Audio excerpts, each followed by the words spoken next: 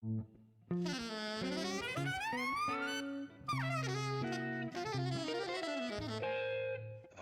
Jazz.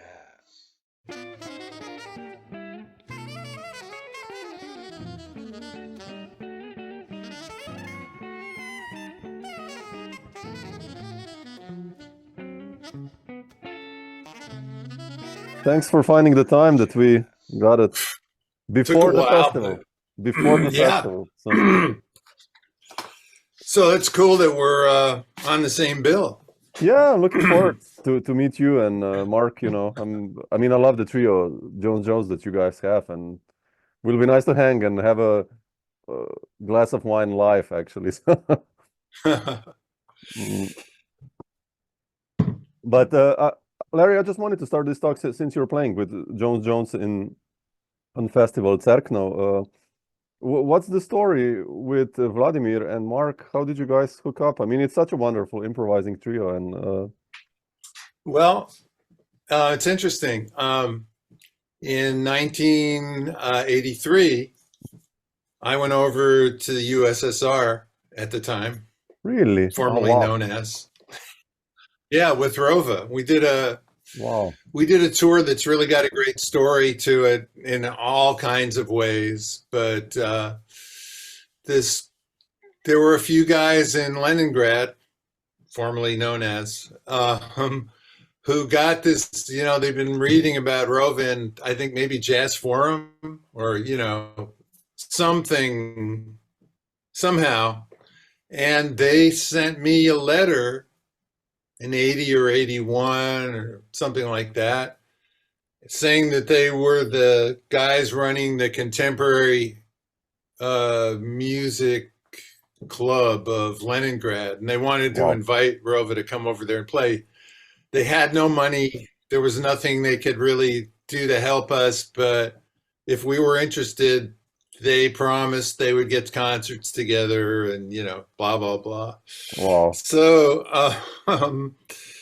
we've been trying, just to keep it a little shorter, when I was a kid, I was fascinated by the USSR. Like I don't know why, but like in 7th grade, I did my big report on, I went down and got all their propaganda magazines from the embassy, and I don't know, there was something about it that got me. So I was always kind of, interested. And of course, in 1983, Ronald Reagan was president, so it was kind of hot.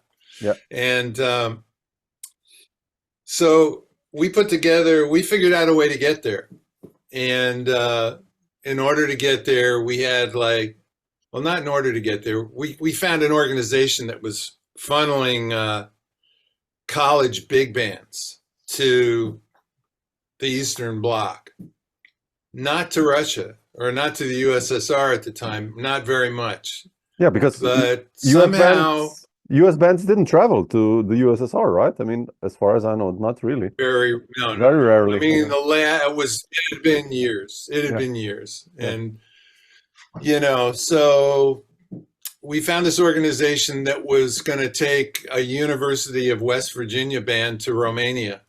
And they said, if we would be willing to go to Romania, they would help us get it together to go to the USSR for a week.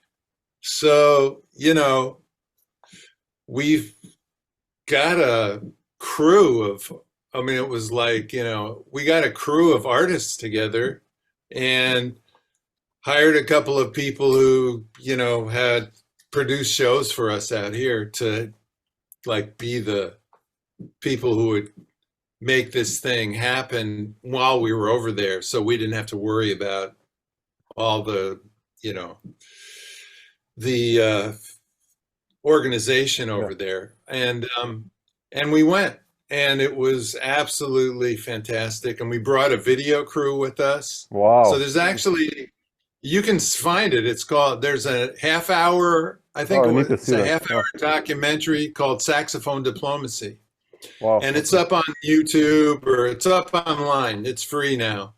That came out in 85 or I think 84, 85 on, KQED, which is the the educational network out here, you know, all the big news casts and stuff are on that network now. But so it was a pretty groundbreaking thing.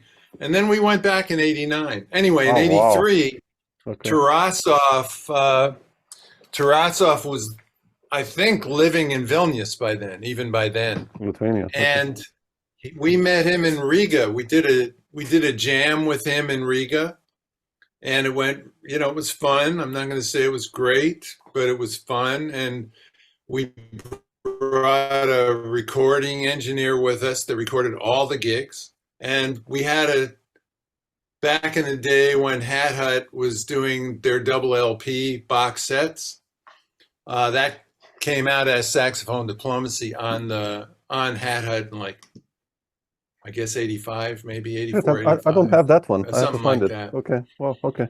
And it's a good one. It's a good one. And so they brought it out much later on CD. Whether or not you can find the CD, I don't know. Yeah, I'll search. I mean, I'll search. He's since sold all those earlier ones. Yeah, so there's that. Wow. And yeah, so that's when I met Tarasov. And then just by coincidence, well, not by coincidence, but a little bit later, I'm going to guess either 86 or 88, Dresser went there with, did he go to Lithuania or did he go to, I think he went to Russia. And he was playing there with Braxton. Right. And he met Tarasov, who's not a shy guy. And so we kind of like had this connection. And sometime around 2006 or 2008, I guess it was 2006, Vladimir was in California, and I set up this trio gig. You know, Mark lives in San Diego, and he came up. We did this small trio gig, but it was really fun. And 2008, we did a tour in Europe, and maybe every 2-3 years since then, we've been over there.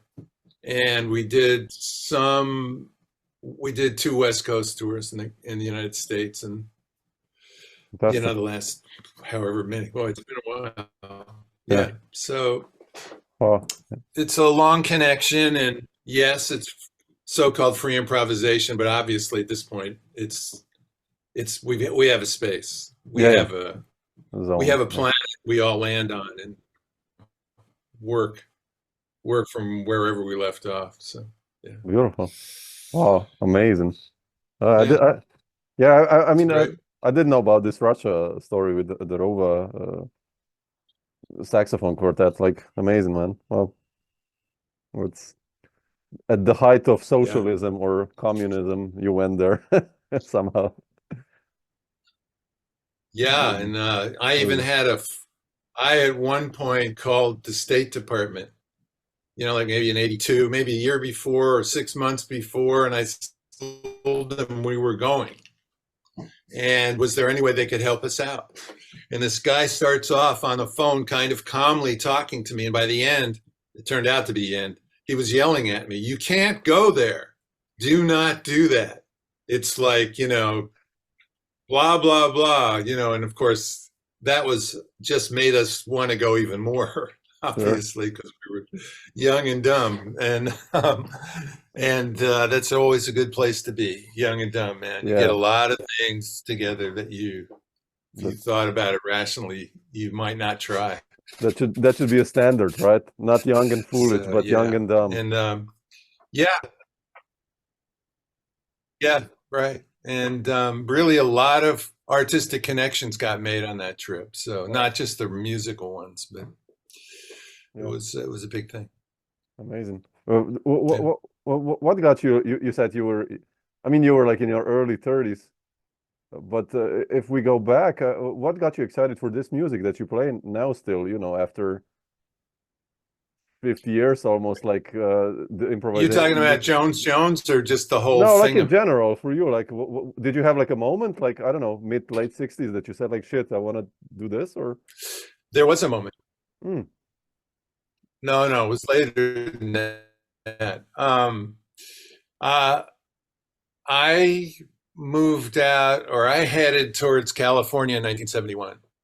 And at that time, I hadn't been playing an instrument for 3 or 4 years. The whole time I was in college, I had other ideas for what I was going to do. I played trumpet before that. So. Really? I didn't know before.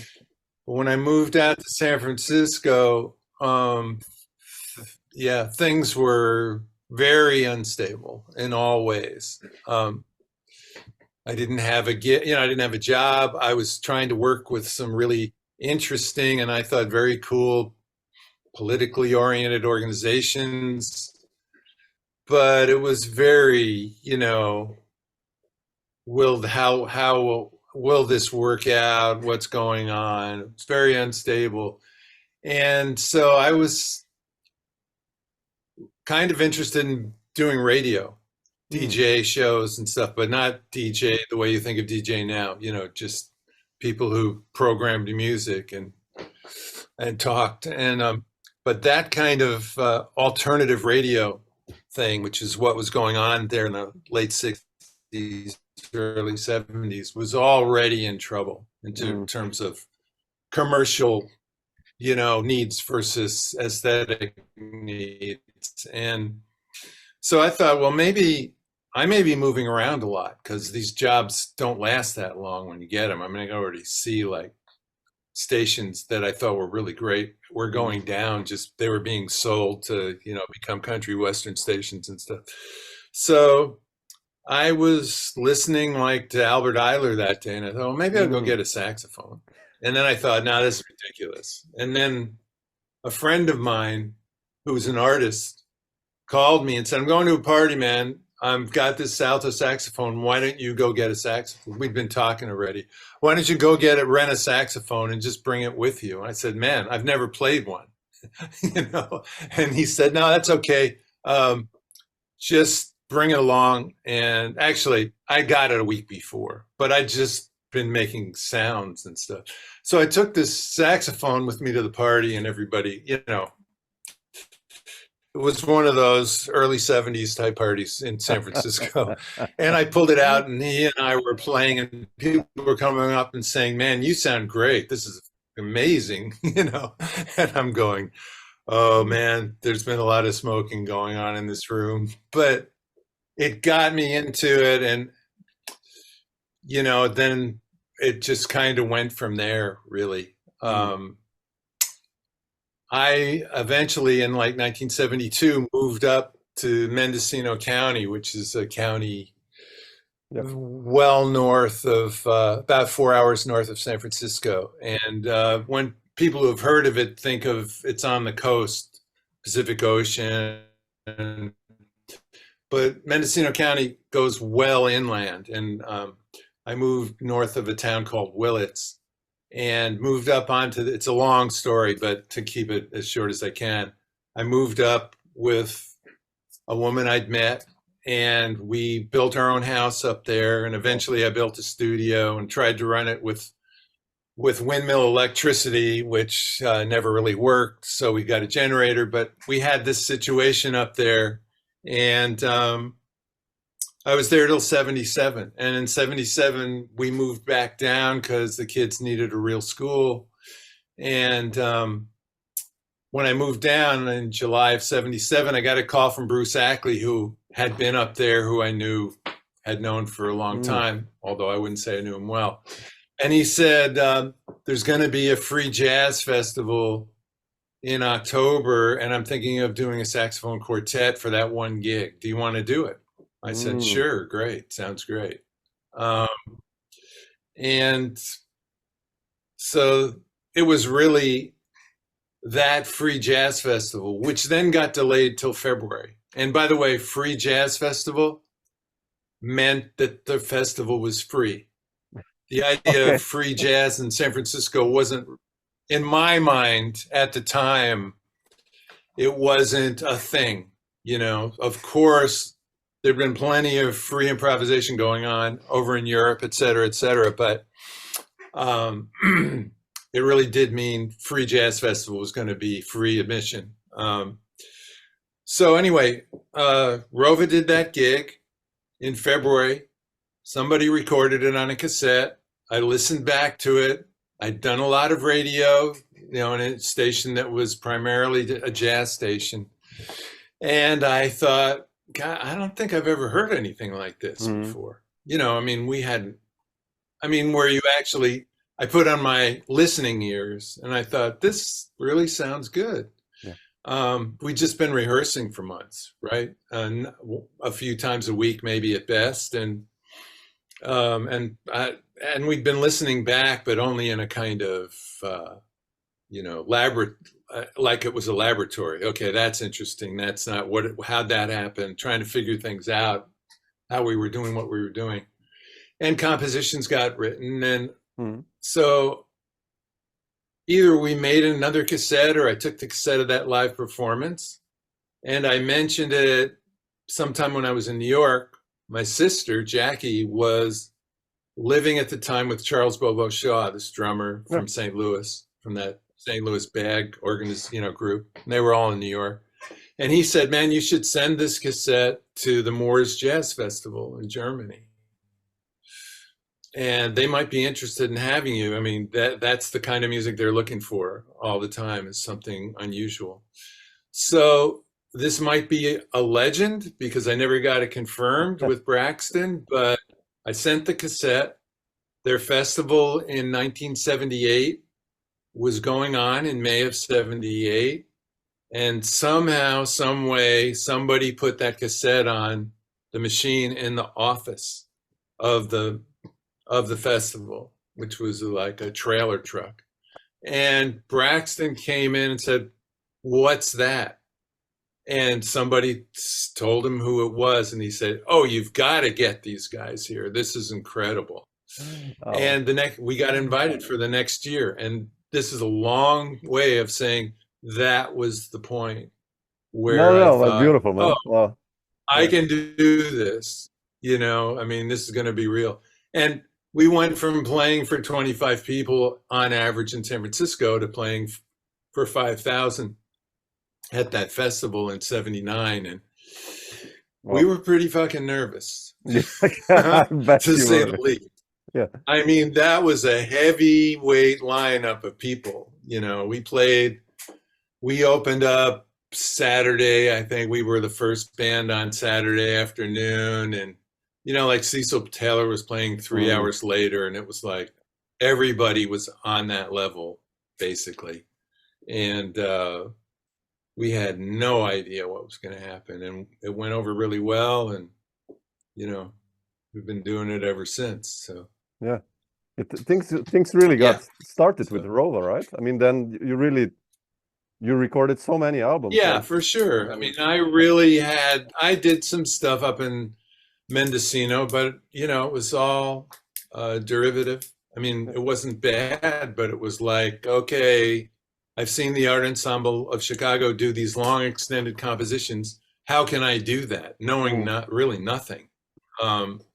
And we did stuff like that, but it was, wasn't anything. I mean, I learned a lot doing that, but the recordings of that era are, will remain with me. Let's put it that way. It was really the Rova thing and we did some pretty cool shit in that time. Yeah. I mean, even now I think so, but not something that I would like put out there and say, check this out. No. I just meant in terms of intellectual or, breakthroughs, learning stuff, having realizations about what was possible, how things could work compositionally when it was so unusual, how we were putting pieces together. So, and it's still, interesting. Yeah. How did you keep things fresh with Rova? I mean, you guys have existed for 40 years or more. Like, yeah, well, we had flat periods where we needed to push it a little bit. I would say the first 4 or 5 years were okay. Maybe 6 years were no problem, right? We were everybody was like contributing either their own compositions or to these group compositions that we were putting together. We were still in the laboratory all that time, trying to figure out, doing free improvisations amongst the four of us. And then something amazing would happen, we thought, and we'd go back to the 3-minute mark or go back 5 minutes. What was, and spending a lot of time dissecting what we were doing and trying to, because with 4 saxophones, you have the same voice, right? You have the same, it's not, okay, if you have a quartet and it's drums, bass, sax, and trumpet, there's a whole definite, the sound is distinct all over. It's easier to hear what's going on. With 4 saxophones, it's very easy to like step on each other or just kind of play too much, or, how can we wanted to create forms that would work for like-minded instruments like that. And of course, at that time, we wanted to be basically improvisers. Well, that was always true, but we didn't believe in free improvisation for the quartet, except for fun, or, once one piece, a concert or something like that, we wouldn't hesitate to do it. But to just do that, it was too hard. It was just not going to work, at that time. I maintain that now we could play whole sets of free improvisation, kind of no problem. But just because so much, our universe is so well defined now that we can think of ways individually to move what we're doing to either support somebody else in the group or get out of the way, or even simply just stop and let something we're hearing happening among the other 3 just get going. There's all kinds of ways to work. But at that time, so the first maybe 6-7 years, I don't think there was a problem. I think around 84 or 85, it started to feel a little bit flat. And I remember thinking, maybe, how are we going to push this a little bit? How are we going to do this? I remember that very distinctly in that time period. And, but we managed through that. And one of the things we did was we became a nonprofit organization over here. So we were able to occasionally, especially at the beginning of that, very occasionally raise some money, either from the government or foundations, to hire guest artists to play with us. And that helped, because all of a sudden, for example, in 1986, John Zorn came in and did Cobra with all San Francisco artists, and we did a set with him as a quintet. And I'd known John for a while, and so had Bruce. So it wasn't like only reason he came is because we had money for him. He was coming to San Francisco a bunch then anyway. And in fact, I think when he first went back to the East Coast, he'd spent some time here. But at that point, I was not in the city. Braxton was teaching out at Mills College in Oakland, California, which is part of the Bay Area. So we did a concert with him. We did a concert with Richard Teitelbaum and David Rosenboom, 2 electronics guys. I think a lot of people will have heard of Richard. He was part of Music Electronica.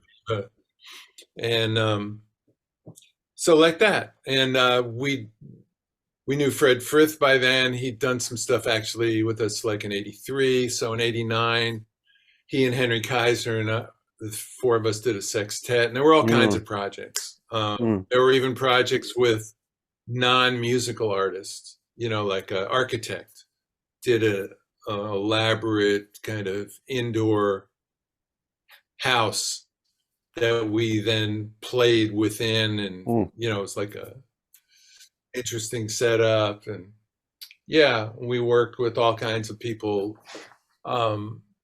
for, let's see, I'd say that started in 86. And you know, geez, for a long, at least through 2011, and maybe beyond that. And then we get into Electric Ascension, which became this whole other entity that we did for years, you know, once a year or something like that. So it was like that. And then in the 1990s, we did a lot of commissioning. We got a lot of musicians to write pieces for us. And some of that was fantastic. Well, most of it was fantastic. There did come a point where we started to feel like we were losing track of our own voice, you know, so we cut back on that. And yeah, so I mean, those were the kinds of things that kept it going. Yeah, for sure. It's heavy because, you know, 50 years or a little bit under that, that's a long period to, you know, to keep a long fresh period. And reinvent yourself. I mean, also being in San Francisco may have helped that longevity, in the sense that if we'd been living in New York and everybody had been running around doing 15 different things, we probably wouldn't have kept it together, because there were rough moments. There were periods where, you know, it got a little flat, but it was always, there was always time to like regenerate. And I was really intent on getting the band out there, and it was possible. And so that helped too. Did you do the booking by yourself? Live stuff. In the 80s? Or most of the time in the 80s, no. No, okay. In 1993 or 94, we were working with an agent in France and an agent in Germany. And the agent in Germany disappeared, literally, in the middle of booking a pretty big tour that included a whole bunch of really good concerts in France. But they were kind of, one was here, one was 5 days later, then a week later. And the German booker was supposed to fill all this time. And he just went up in smoke. And it's almost literal. It wasn't smoke that he went up in, but he went up. And I confirmed, you know, at first I didn't understand. So I called Lindsay Cooper, and because I knew she was working with this guy, and she said, yeah, she couldn't find him. So that was the moment where I started doing booking myself, because I had plenty by 1994. I mean, it had been 15 years. I had plenty of connections, you know, names and clubs and stuff like that, but I'd never really done it. And I'm still doing it a lot of the time. We've worked with other people who have been great, but the commercial potential for Rova and just about everybody else who plays this kind of music that I know wasn't really there. And it's one thing if you're booking the music and you're getting the reward of playing the music.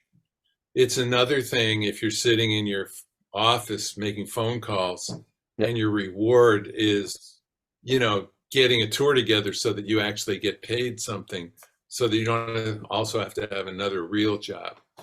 And so, yeah, we've gone through a lot of people, and right now, well, things have really, I mean, COVID really changed everything. Yeah, that's a different story. Yeah, it's a whole different story. So, yeah. You mentioned New York before. Did you ever go back to New York in between? Or, I mean, like for longer periods, or not really as a musician? No, my sisters both lived there or lived there. Actually, my older sister now, she's in Portugal, but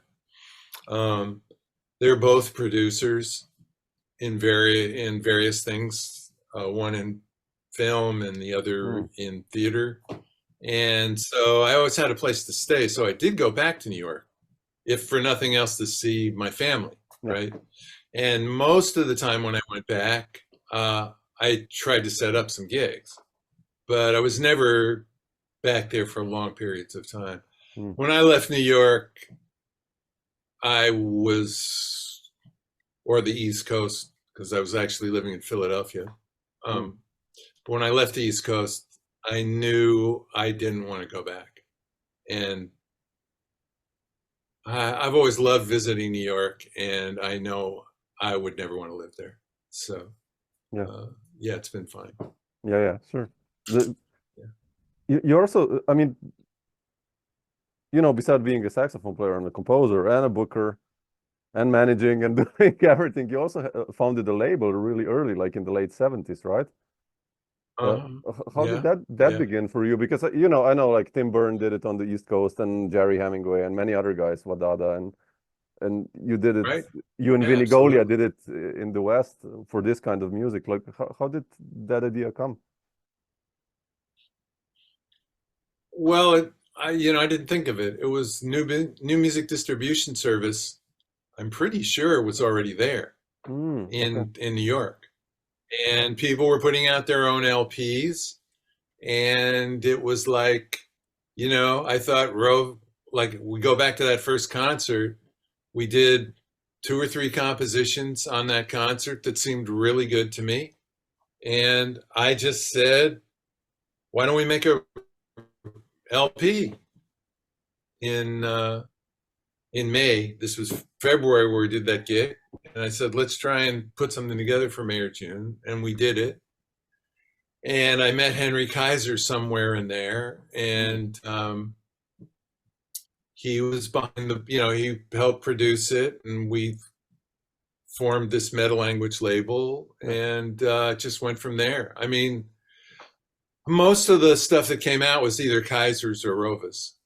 We did do some other people occasionally, but it really came down to a time thing, and with just kind of more natural. I mean, we got Diamanda Gallis's first LP, and we were excited about that, and we liked whoever we put out, but it was primarily Henry and me, or Henry and Rova, and anything those people wanted to do. And then there was Greg Goodman, who started his own label, The Beak Doctor, and we kind of merged at some point where some records came out with both, logos on the cover. And we did that occasionally. I mean, Meta Language still puts out occasional recordings. It's available for Henry or me to put something out if we want to, but I've done very little of that. I'm much happier handing the production efforts over to somebody who's actually doing that on an ongoing basis. So I mean, you can only do so much. Yeah, of course. Yeah. How did you also connect with the European musicians? I mean, I know you did like stuff with Derek Bailey and Evan Parker, and that was a Kaiser connection. Okay. Henry was over there, and one of Rova's first concerts, I guess the first concert outside the country, was in Vancouver, Canada. Festival. And it was a double bill with Evan. Evan played solo, and we played quartet, and so we met him there, and of course we were blown sideways. I mean, we'd already heard him on record, but live was something else, and so that connection was there. But it was really Henry. I think the Meta Language Festival of Improvised Music, so-called, which happened in 1981, and it was Derek and Evan and Rova and Henry and Greg Goodman and Toshinori Kondo there too. Yeah, I think so. Yeah. So I mean, but those kinds of events were kind of rare the first 4 or 5 years. We had no idea how to find the money to get people here, or it just wasn't a thing. But that was a lot of fun, I gotta say. Yeah. It's interesting. You developed quite a distinct language. I mean, I was trying to say, like, it's interesting to hear the West Coast improvisers to the East New York, let's say, and then to Europe, which is like, I think German and UK, like Polish, whatever, Dutch. It's funny that I don't know what influences it, probably the environment or the climate, everything, I guess, the political situations, but all of these improvisational languages are unique, yet are improvised at the same time. I find it. Yeah, well, you know, it's interesting that you bring this up because Rova is talking about this right now because Gino Robert, who's a really great free improvising percussionist and has done his own composing, et cetera, et cetera. He put it in our head. He lives out here. And he got in touch with us might be 2 years ago at this point, and said, you know, I just got finished editing a book by The Hub, which is a 8-person, or was an 8-person electronics group from the West Coast.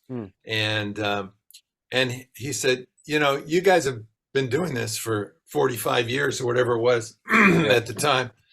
And really, you've influenced so many people out here and blah, blah, blah. And he said, you guys really ought to think about, you should check this book out and think about doing one yourselves.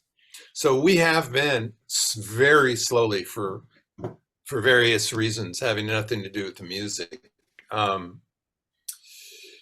been talking about this stuff, and recently doing kind of conversations with Gino and a music critic out here named Dirk Richardson, who's did radio here for, I don't know, 30 years, 20, 30 years, and maybe longer. And just trying to talk about the evolution of the improvisation of Rova's improvisational stuff, and you know, as a starting place. And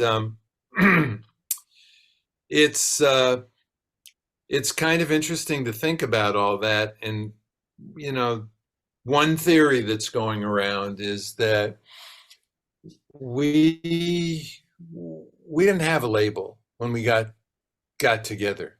We really always welcomed anything that was interesting. Didn't matter if it was jazz or rock or from a classical or a new music composer or from the free jazz guys, you know, the New York scene, the St. Louis scene, the Chicago scene. I mean, if something grabbed us, we'd say, how can Rova do something with this? Or how can we what is that? You know, how can we define it so that we could actually like incorporate it into a piece? And as a result, at first, everybody seemed interested in what we were doing. And then as things, I'd say, this is a bad generalization to put this on everybody, because I don't mean to do that. But there's been a lot of kind of periods where, you know, if you weren't in this camp, we're not interested. If you're not in that camp, you know, and we just, we didn't buy that one. And that is a West Coast thing, up to a point. Again, this is a really bad generalization, but I think people, at least back in this, you know, late 70s, early 80s and on, were a little bit less driven to like stake a claim and put a fence around it. I can think of exceptions to what I just said right away. So it's not like it's always true, but there is a kind of, it's a little looser out here.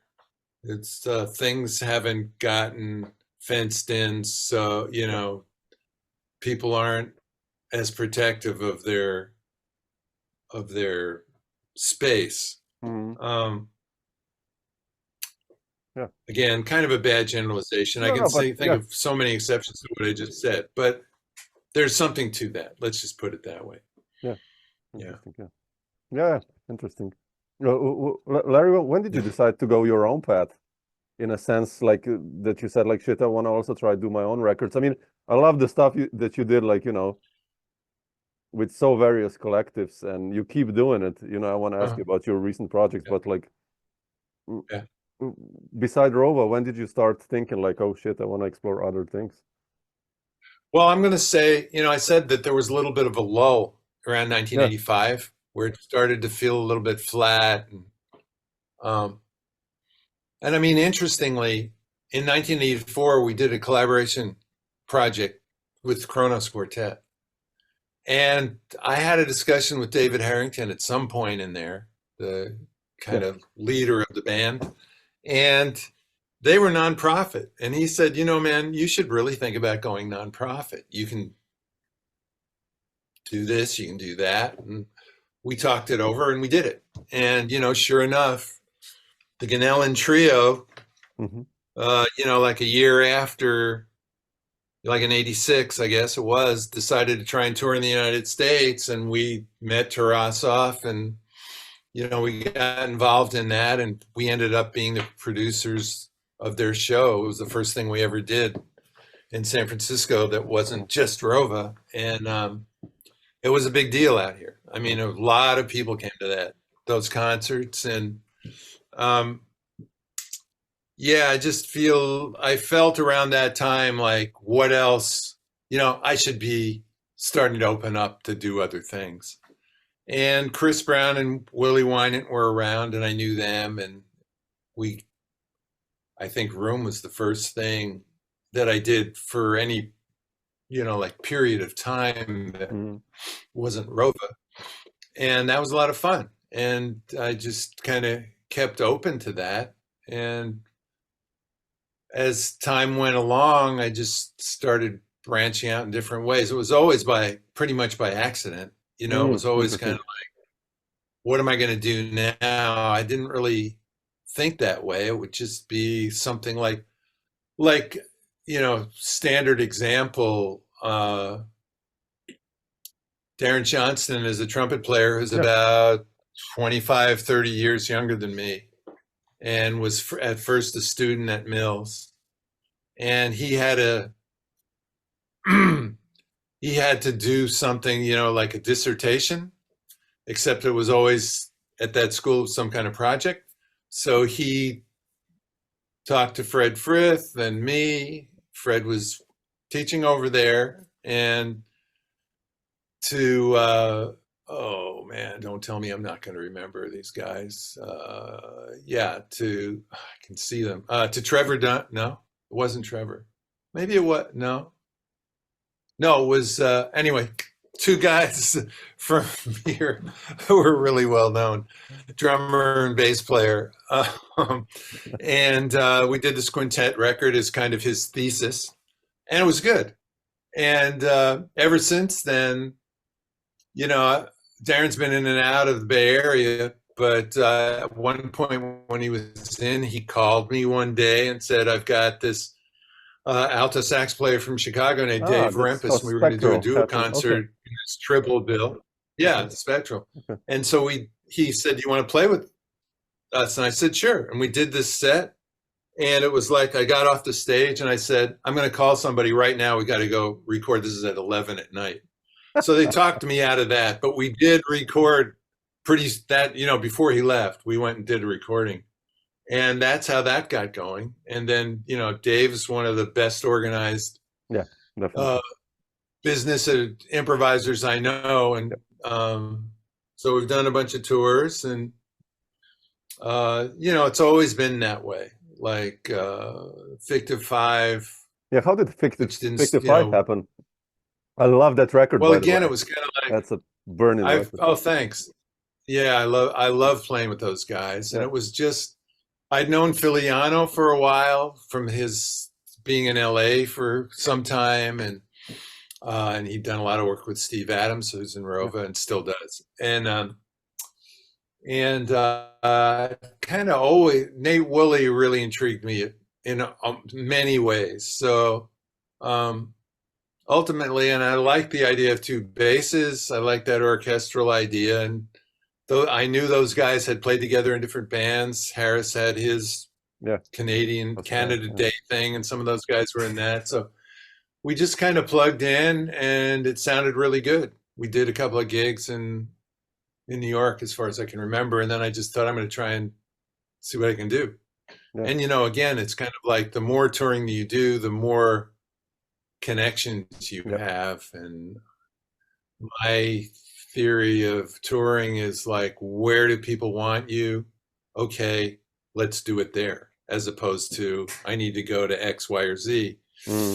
And of course, all those guys, including Pascal Nigenkepper, he was in New York at the time, so it was just natural for me to set up some local gigs, see how it went. It went great, and then I had friends in the Southeast. We did that, and got a European tour together with people I knew. Again, it's kind of like I haven't played in England in the 21st century, and it's just because there's they can't pay anybody. That's number two. After Brexit, number one, didn't seem like anybody was really interested. So it's like, okay, I'm going to leave the UK alone. I mean, I did try and get there a number of times with Rova, with Electric Ascension, with this, that, and people always said we're interested. Nothing happened. And at a certain point, you just go, I can do 5 gigs in France. I don't really need to go to that country. So it really works like that. It's kind of like you go where people want you, and don't worry about the rest. You're only here for a little bit of time. You might as well make the most of it. And yeah, I agree. I mean, I mostly play Germany, Austria, Switzerland, and Italy. Occasionally Belgium and Holland, and I just never made it to Spain and Portugal. I mean, it's as a tourist, yes, but not. I mean, I've tried as a musician, but it never works, So I was like, oh, okay, I guess not, The scene's not really there, man. I mean, I've been checking your stuff out. You got a lot of CDs up there. Yeah. And it seems to me like, a lot of those recordings ought to get you some gigs. And I'm not saying you don't gig, because you're out there.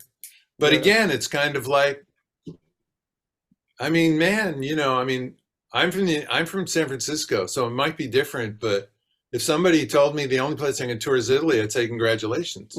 Really. It's like, it's not, it's not always easy to get there. And it's a great place to tour, man. You're going to eat well. And what else is important besides that? And the weather. So, you're locked in down there. And good audiences. I mean, Rova did really well in Italy right from the get-go. Really? But there's been plenty of periods. Yeah, I mean, our first tour was that we played in Moors. I don't think we went to Italy on that tour, or did we? Yeah, maybe we did the first tour. We might have been in Padova. We might have been. No, that was in December. Then we went back in December of '79, and we did Italy and a whole bunch of places. Obviously, we hadn't been the first one. Yeah, the first one was really Northern Europe, France, Netherlands, Germany, basically, I think. But at that time, also, of course, we were working with Moors. They were doing booking also at that time. Okay. Just for a few years. They lost interest in that at a certain point. And then we got hooked up with a guy in Switzerland, and he was really good. That lasted a few years. It was like that. Yeah. Interesting. Yeah. Larry, besides the Jones and Jones May thing, what's still on the schedule for you for this year? And what are the new albums or records you've been working on? I mean, do you have some in the can, or? COVID kind of knocked me out of an ability to do that. I was out here, so the isolation, which I've always liked, became a little bit problematic.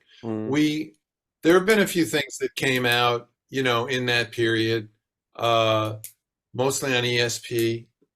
Really good duo record with Donald Robinson, who was, of course, in the Glenn Spearman Double Trio. So I've been working with him for a long time. And I guess the CD with Nels Klein and Gerald Cleaver came out during then, or maybe it was just before. I can't really remember. But Jones, and it's interesting. I mean, the Jones recording was made in January of 2020. Yeah. And in March of 2020, I went on tour in the Southeast with the Fictive Five. And I was worried because, it was starting, the rumor was that there was this COVID disease out there, but we were in the Southeast. And man, nobody was paying any attention in the Southeast, and they're still not. No, that's not true. But basically, we were, I got home in San Francisco. I got on, there's a thing called BART here. It's the underground, subway, right? Tram. It runs from the airport into the East Bay through San Francisco. It's all underground. I decided to take it home, that I don't always do that. Sometimes I just grab a cab, but I thought, I don't need to spend the money. This is fine. It was a ghost town. There was nobody in there except for a lot of homeless people. Wow. And it was like 7 days or 8 days, maybe before the city, San Francisco was, officially shut down, but it was already shut down. I mean, it was only 7 or 8 at night on a Saturday. I guess it was Sunday, but still, the fact that the BART was that empty, I knew something was really not right. And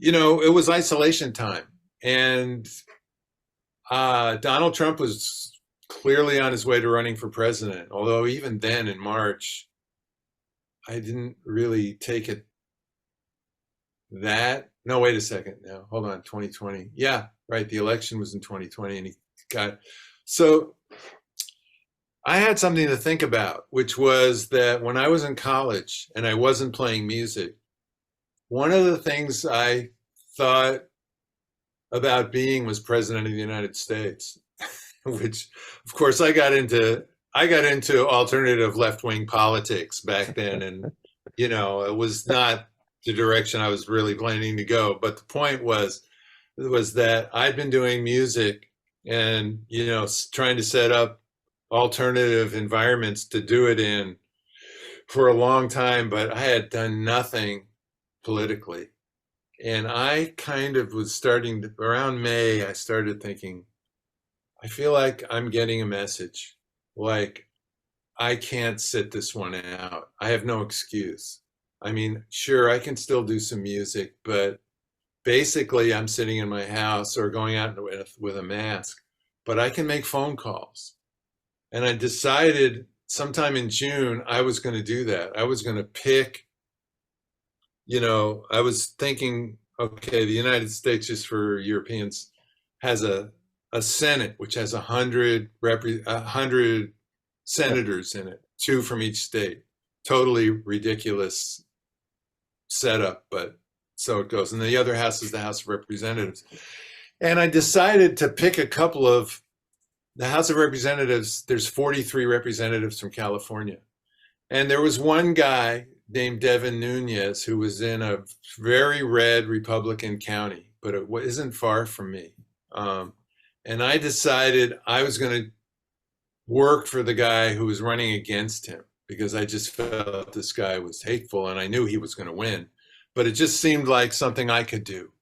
And I picked like 5 senators in different states, and just in June started phoning these places to see if I could make phone calls. I just thought, man, I'm going to call people in Iowa and I'm going to let them, I can talk to producers. I can talk to Iowans about their Senate seat. And so I did Iowa, Maine, Georgia, because there were 2 guys running there who both seemed really good. I dipped into some other states. I tried Texas for a minute, but they kept giving me phone lists where nobody ever answered the phone. So I didn't understand. I tried it like 2 or 3 times and nobody ever answered the phone. I said later. I want to be doing something. I'm not just going to make phone calls and report in. Actually, nobody answers their phone. I mean, it was just ridiculous. So I did that, and I did it through November. Wow. And but that's a little bit of an exaggeration because I didn't really get started till September.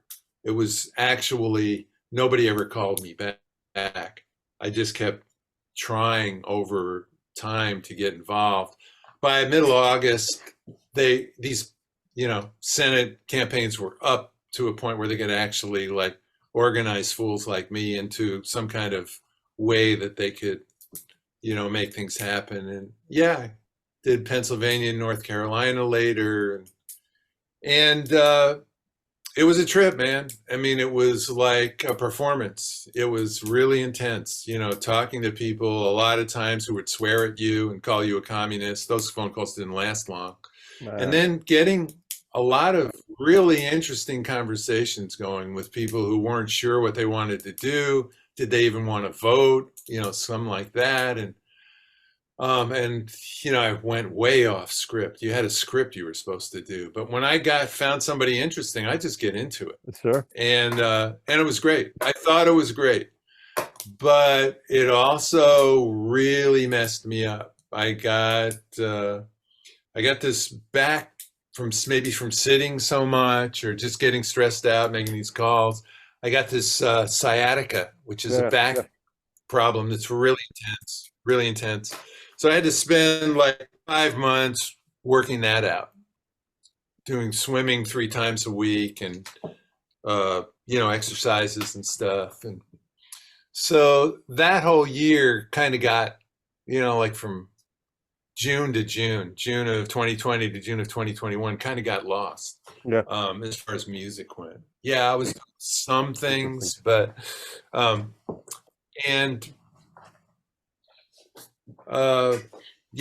so I would say that really it wasn't really until last year I really got back on track. Not that I wasn't doing some things. I mean, Jones did a tour in April of 2022. That was really the first time I went back to Europe, and we all got COVID within 4 days. Man. Because we thought about it. We thought, okay, what's the safest thing to do?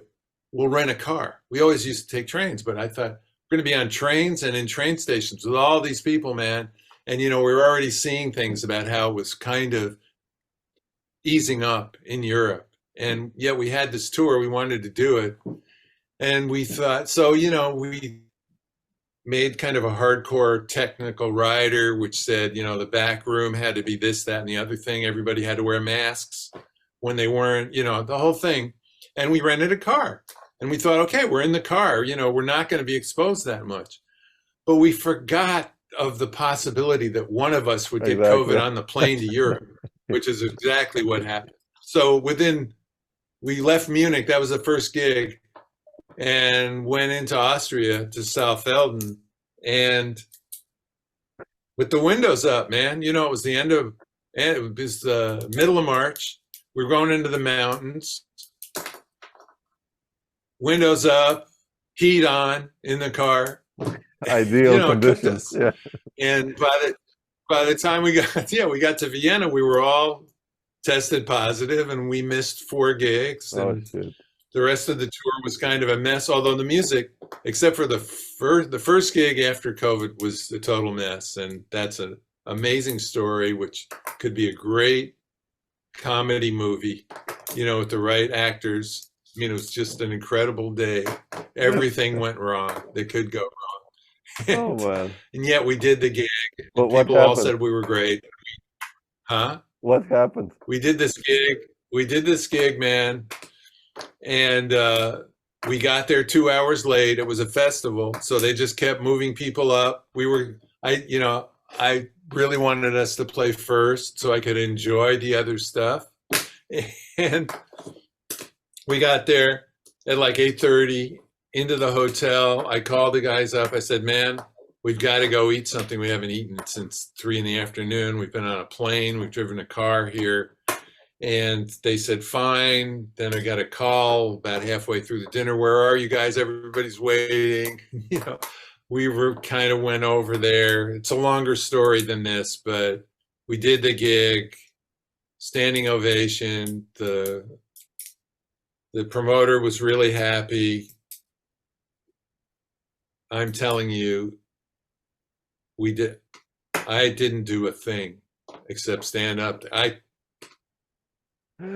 swear to God, I had no gas left when I got up on stage, zero. Wow. And all I could do was like, okay, maybe I'll do this now.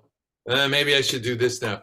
I got no inspiration from nobody, including this. I was just done. And so I'm glad it worked, because it had to be the other two guys. It definitely wasn't me. Somehow what I did worked with what they were doing, but that's the way it felt. Oh. And Mark and I went out to lunch the next day, and we were kind of laughing about just the story is much longer than that. The stuff we went through that day, including getting up at 7:30 in the morning to go find a outdoor COVID stand where we could get tested. Those, yeah. And it was like we couldn't find it. It was supposed to be on the street, and none of the stores were open yet. And it turned out that it was, well, we didn't know, it was a vehicle that was parked on the side. And at a certain point, this awning goes up like we were at a beach, like at a hot dog stand at the beach. And the awning goes up, and the guy says, "Yeah, I'm here to test."